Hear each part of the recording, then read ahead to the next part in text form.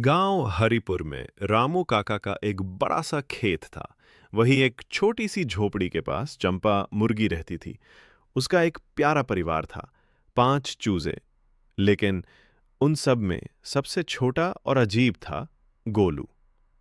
गोलू बाकी चूजों की तरह चहकता नहीं था। वो अक्सर आसमान की ओर देखता, पत्तियों की सरसराहट को सुनता और मिट्टी में कुछ अलग ढूंढता। गांव के बच्चे उसे अजीब चूजा कहते, लेकिन चंपा जानती थी कि गोलू कुछ खास है। एक रात गांव में बहुत तेज आंधी आई। पेड़ गिरने लगे, बिजली चमकने लगी। सब जानवर डर कर अपने अपने कोनों में छुप गए। तभी एक डरावनी आवाज आई।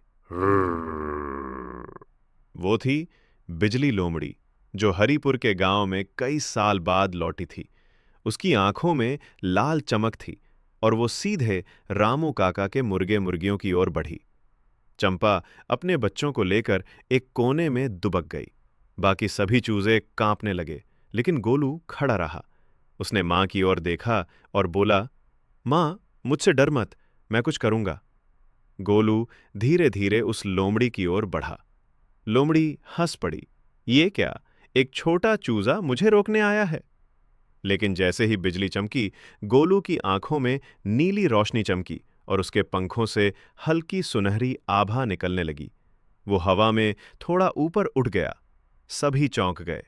रामू काका, जो पास से देख रहे थे, बोले, हे भगवान, ये कोई साधारण चूजा नहीं, ये तो धरती का रक्षक है।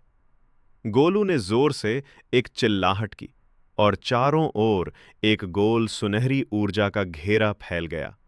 लोमड़ी जैसे ही आगे बढ़ी, उसे वो रोशनी छू गई और वो जोर से चिल्लाई, नहीं, ये शक्ति, ये तो प्राचीन शक्ति है। और वो भाग गई। पूरा गांव इकट्ठा हुआ। सबने गोलू को देखा और हैरान रह गए। चंपा गर्व से देख रही थी। उसका बच्चा, जिसे सब अजीब कहते थे, आज गांव का रक्षक बन गया था। रामू काका ने घोषणा की, अब ये सिर्फ चूजा नहीं, ये हमारे गांव का सूर्यपंखी चूजा है, जो जब भी खतरा आएगा हमारे साथ खड़ा होगा। सीख, कभी किसी को उसकी चुप्पी या अलग होने के कारण कमजोर मत समझो, क्योंकि असली शक्ति भीतर छुपी होती है।